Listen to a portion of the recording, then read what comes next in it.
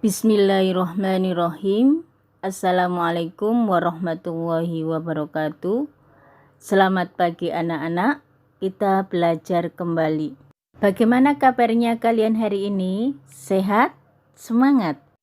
Alhamdulillah, kita semua dalam keadaan sehat, sehingga kita tetap bisa beraktivitas sehari-hari. Beraktivitas berarti kita sedang bergerak. Bergeraknya tubuh kita berarti ada alat gerak. Organ gerak manusia tersusun dalam sistem gerak. Alat gerak manusia ada dua macam. Ada alat gerak pasif berupa tulang dan ada alat gerak aktif berupa otot. Keduanya bekerja sama membentuk sistem gerak. Sistem gerak merupakan hasil kerjasama yang serasi antar tulang, sendi, dan otot. Sekarang kita belajar tentang rangka. Rangka merupakan susunan teratur dari tulang. Untuk apakah rangka itu diciptakan? Rangka berfungsi 1. Memberikan bentuk tubuh dan tempat melekatnya otot. Tinggi rendahnya tubuh kita tergantung rangka yang membentuk tubuh kita. Bila rangka kita panjang, tubuh kita dikatakan tinggi. Sebaliknya, bila rangka kita pendek, tubuh kita juga pendek. 2. Penegak tubuh. Kalian bisa membandingkan tubuh kalian dengan makhluk hidup yang diciptakan tanpa tulang, seperti ubur-ubur, atau bisa juga kalian bandingkan pada waktu manusia itu masih bayi yang tulangnya belum kuat, hanya bisa ditudan. Sekarang kita sudah besar, bisa berdiri kokoh. Ketiga, fungsinya sebagai pelindung organ tubuh yang penting. Organ tubuh kita yang penting misalnya ada otak, jantung, paru-paru, alat reproduksi. Keempat, sebagai tempat menghasilkan sel darah merah. Komponen sel-sel darah merah berasal dari rangka tubuh. Fungsi rangka ini memberikan tempat sebagai pembentukan darah merah dan darah putih. Biasanya rangka yang mampu menjadi tempat pembentukan sel darah yaitu tulang pipa atau tulang paha. Kelima, berfungsi sebagai tempat pembentukan sumsum kuning. Sumsum kuning sebagai tempat menyimpan lemak. Kita tahu lemak sebagai sumber energi cadangan pada manusia. Rangka pada tubuh kita dibagi secara garis besar menjadi 3 bagian. Ada rangka kepala, ada rangka badan, dan ada rangka anggota gerak. Pertama, rangka kepala, istilahnya tengkorak, berfungsi melindungi bagian tubuh kita yang paling penting yaitu otak dan mata. Di rangka kepala ada tulang dahi, tulang pelipis, tulang mata, tulang hidung, tulang pipi, tulang rahang atas, dan tulang rahang bawah. Rangka badan terdiri dari 4 bagian. Ada ruas-ruas tulang belakang, kedua tulang dada, tulang rusuk, ketiga tulang gelang bahu, dan tulang panggul. Fungsi tulang belakang ini 1. Untuk menegakkan badan, 2. Menyokong kepala dan tangan, 3. Melekatnya otot dan tulang rusuk. Anak-anak, tulang punggung sampai tulang ekor dibentuk oleh 26 ruas tulang.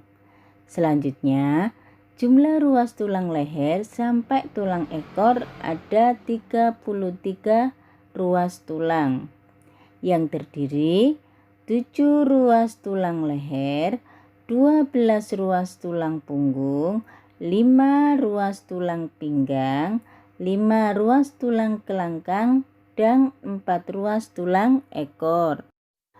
Tulang rusuk melekat ke tulang dada. Tulang rusuk ini terdiri dari 7 ruas tulang sejati, 3 pasang tulang rusuk palsu, 2 pasang tulang rusuk melayang. Kalian tahu fungsi dari tulang dada dan tulang rusuk yang bentuknya seperti sangkar itu? Yaitu untuk melindungi organ vital di dalam rongga dada. Ayo, apa yang ada di dalam rongga dada kita? Ada jantung, ada paru-paru, dan hati. Di atas rongga dada terdapat rangka bahu, dibentuk oleh tulang selangka dan tulang belikat. Tulang panggul terdiri dari tulang usus, tulang duduk, dan tulang kemaluan. Fungsi tulang panggul yaitu 1. Menyangga badan kita ketika duduk. 2. Melindungi organ vital di dalam perut, misalnya lambung dan usus.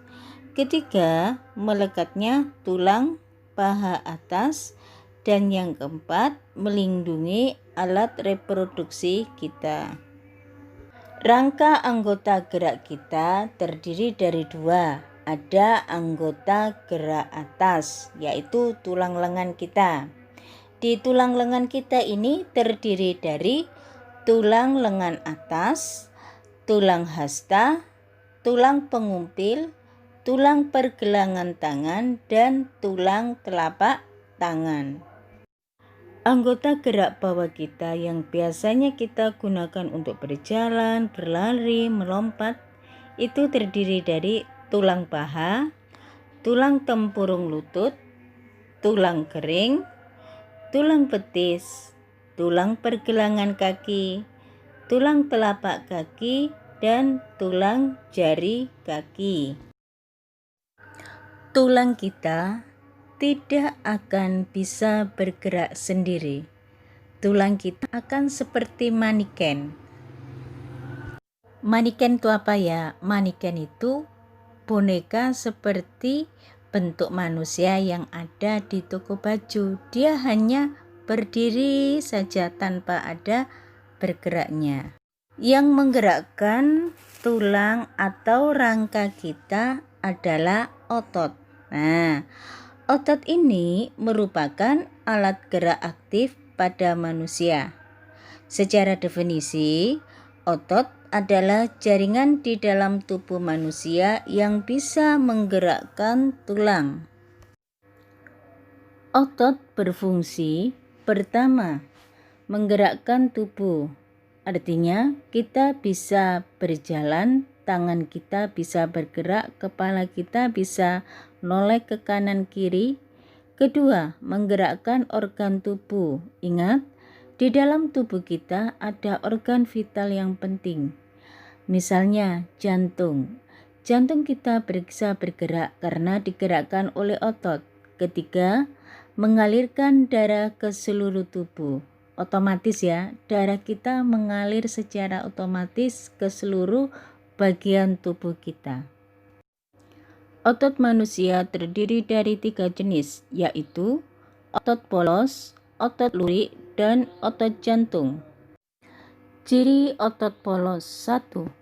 Waktu kontraksi antara 3 sampai 180 detik, berbentuk gelendong, terdapat pada organ dalam, memiliki 1 inti sel yang berada di tengah, pergerakan otot lambat dan mudah lelah, bekerja dengan sendirinya dan tidak dipengaruhi oleh otak.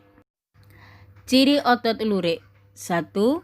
Berbentuk silinder dengan garis gelap terang. 2. Memiliki banyak inti sel yang terletak di tepi. 3. Melekat pada rangka. 4. Bekerja atas perintah otak. Yang kelima, bekerja dengan cepat dan mudah lelah. Ciri otot jantung. 1. Berbentuk silinder dan memiliki percabangan. Yang kedua, memiliki 1 inti sel yang terletak di tengah. Ketiga, bekerja terus-menerus tanpa istirahat. Setelah apa yang kita pelajari hari ini, patutlah kita ucapkan syukur alhamdulillah kepada Tuhan Sang Pencipta, yaitu Allah Subhanahu wa Ta'ala, kita sudah diberi kenikmatan berupa alat gerak dan organ gerak. Terima kasih anak-anak, kita sudah belajar bersama. Alhamdulillah. Assalamualaikum warahmatullahi wabarakatuh.